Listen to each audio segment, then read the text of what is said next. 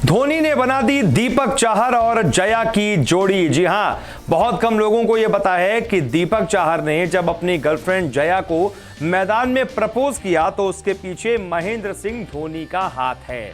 कैसे महेंद्र सिंह धोनी का हाथ है ये आपको बताते हैं, लेकिन पहले जान लीजिए कि दीपक चाहर जो टीम इंडिया के भी खिलाड़ी हैं और आईपीएल में सीएसके के लिए खेलते हैं, उन्होंने कल के मैच के बाद अपनी गर्लफ्रेंड जया को, जो कि मैदान पर मौजूद थी और स्टैंड्स में मौजूद थी, मैच के बाद दीपक चाहर जाते हैं, सीधा उनके पास स्टैंड में जाते हैं, जेब से रिंग निकालते हैं और उनको प्रपोज करते हैं।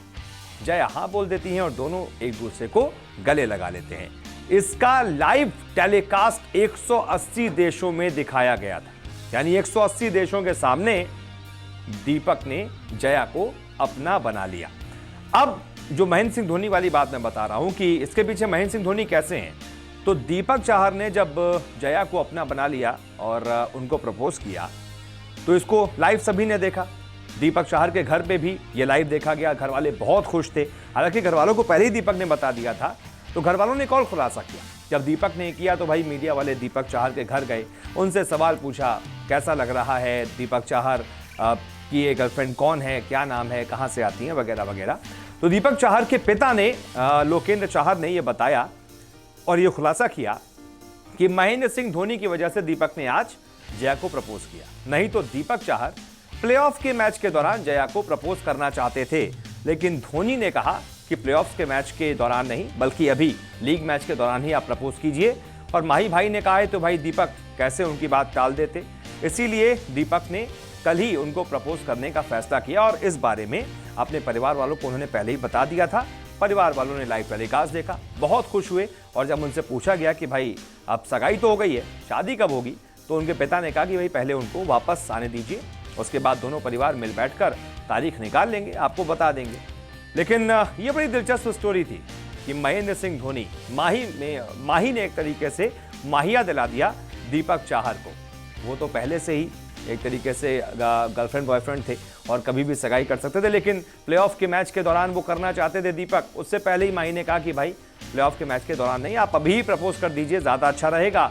अब इसके पीछे पता नहीं माही की क्या सोच रही होगी, लेकिन दीपक ने उनकी बात को माना और उसके बाद कल ही प्रपोज कर दिया। और जैसा कि मैंने आपको बताया कि इसका लाइव टेलीकास्ट 180 देशों ने देखा, यानी 180 देशों के करोड़ों लोगों के सामने दीपक चाहर ने जया को हमेशा हमेशा के लिए अपना बना लिया। फिलहाल इस स्टोरी को देखने के लिए आपका बहुत बहुत शुक्रिया। विराट कोहली सचिन तेंदुलकर जैसे महान खिलाड़ी नहीं है, बल्कि बाबर आजम विराट से कहीं ज्यादा महान खिलाड़ी हैं। ये मैं नहीं कह रहा हूं, यह कहना है पाकिस्तान की टीम के पूर्व तेज गेंदबाज मोहम्मद आसिफ का। मोहम्मद आसिफ ने यह कहा है कि कोहली भले ही आज के आधुनिक दौर के क्रिकेटर्स में से सबसे अच्छे क्रिकेटर हों, आप उनको अच्छा बैटर भी कह सकते हैं, लेकिन सचिन तेंदुलकर के साथ उनकी तुलना गलत है। सचिन तेंदुलकर बहुत महान खिलाड़ी थे और विराट इतने महान खिलाड़ी नहीं हो सकते, लेकिन बाबर आजम सचिन तेंदुलकर जैसे महान खिलाड़ी हैं। यानी कोहली को कम करके आंका है मोहम्मद आसिफ ने और बाबर आजम को बहुत महान बताया है, सीधा सचिन तेंदुलकर से उनकी तुलना कर दी है। क्यों तुलना की है उसके पीछे का उन्होंने रीजन भी बताया है। आसिफ ने कहा है कोहली बॉटम हैंड के खिलाड़ी हैं, वो अपनी फिटनेस के चलते अच्छा कर लेते हैं। जिस समय उनके प्रदर्शन में गिरावट आएगी मुझे नहीं लगता कि वो वापसी कर पाएंगे। वास्तव में सचिन की तरह बाबर अपर हैंड के खिलाड़ी हैं, उनका बल्ला बिल्कुल सचिन की तरह चलता है। लोग कहते हैं कि सचिन से बेहतर कोहली हैं, मैं कहूंगा नहीं, ऐसा नहीं है। सचिन के आसपास भी नहीं फटकते विराट, ये मेरी अपनी राय है। सचिन अपर हैंड से बल्लेबाजी करते थे और बहुत कम लोगों को उनकी तकनीक के बारे में पता था। कोच हो या कोई खिलाड़ी, Sachin cover drive, on drive और कट शॉट शानदार तरीके से खेलते थे।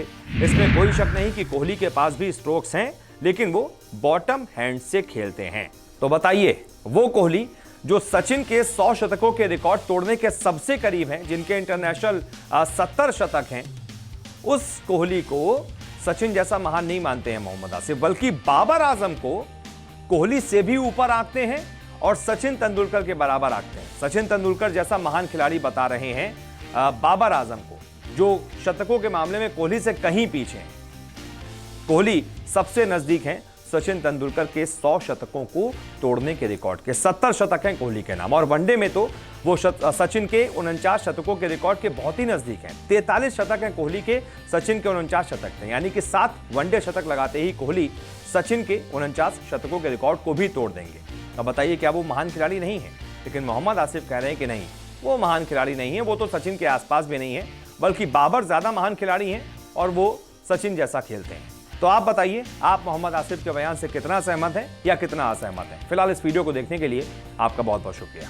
आईसीसी ने बदल दिए हैं T20 विश्व कप में, और उसके बाद भी हमेशा के लिए बल्लेबाजों से जुड़े एक नियम को, और ये नियम है कि अब बल्लेबाजों को बैट्समैन नहीं कहा जाएगा, बल्कि बैटर्स का इस्तेमाल किया जाएगा।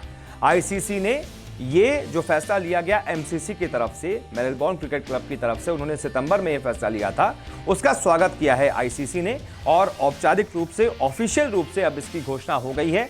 और आईसीसी ने साफ कर दिया है कि अब कोई भी क्रिकेटिंग फ्रैटर्निटी में बैटर्स का ही इस्तेमाल करेगा। किसी भी बैट्समैन को संबोधित करते हुए अब उसको बैट्समैन नहीं कहा जाएगा, बल्कि बैटर कहा जाएगा। ये नियम जो है वो इस T20 वर्ल्ड कप से ही शुरू हो जाएगा, जो 17 अक्टूबर से शुरू हो रहा है यूएई और ओमान में। यहीं से अब आपको बैट्समैन शब्द नहीं सुनाई पड़ेगा, सिर्फ जो भी बैटिंग करता होगा उसके लिए बैटर शब्द का इस्तेमाल होगा, चाहे वो मेल बैटर हो या फिर फीमेल बैटर हो। आमतौर पर क्या होता था, जब हम मेल बैट्समैन की बात करते थे तो हम बैट्समैन उसको बोल देते थे, कोई दिक्कत नहीं होती थी। लेकिन जब हम फीमेल क्रिकेटर की बात करते थे और उसमें कोई बैटर होता था तो हम कैसे उसको बैट्समैन बोले, इसीलिए फिर दोनों के लिए एक इंडिविजुअल शब्द लाया गया, बैटर, और इसको तय किया गया कि भाई अब दोनों के लिए ही बैटर शब्द का इस्तेमाल किया जाएगा। आईसीसी के कार्यवाहक सीईओ जॉफ अलार्डिस ने यह कहा है कि एमसीसी के खेल के नियमों में बैटर्स को जोड़ने के फैसले का हम स्वागत करते हैं। उन्होंने कहा, पिछले कुछ समय से चैनलों और कमेंट्री में बैटर्स शब्द का उपयोग किया जा रहा है और हम इसे क्रिकेट के नियमों में लागू करने के एमसीसी के फैसले का स्वागत करते हैं। ये एक छोटा सा बदलाव है, लेकिन इसका क्रिकेट पर महत्वपूर्ण प्रभाव पड़ेगा, क्योंकि इसे और खास खेल के रूप में देखा जाएगा। तो ये कुछ ऐसे नियम हैं जो वक्त वक्त पर बदलते रहते हैं। आईसीसी कुछ ना कुछ अपडेट करता रहता है अपने नियमों में। जब से क्रिकेट शुरू हुआ है तब से आज तक बहुत सारे नियमों में बदलाव हुआ है, और उन्हीं नियमों में से एक ये बैट्समैन को बैटर कहने का नियम लागू किया गया है। तो अब आप बताइए, आपको ये नियम कैसा लगा? ये जो बदलाव किया गया है और ये फैसला लिया गया कि बैट्समैन को अब बैटर कहा जाएगा, क्या ये सही है? क्या आप लोग इसे बिल्कुल जायज़ मानते हैं, बिल्कुल ठीक मानते हैं, सही अच्छा फैसला है? तो कमेंट करके बताइए, और इस वीडियो को लाइक कीजिए, शेयर कीजिए। फिलहाल इस वीडियो को देखने के लिए आप सभी का बहुत बहुत शुक्रिया।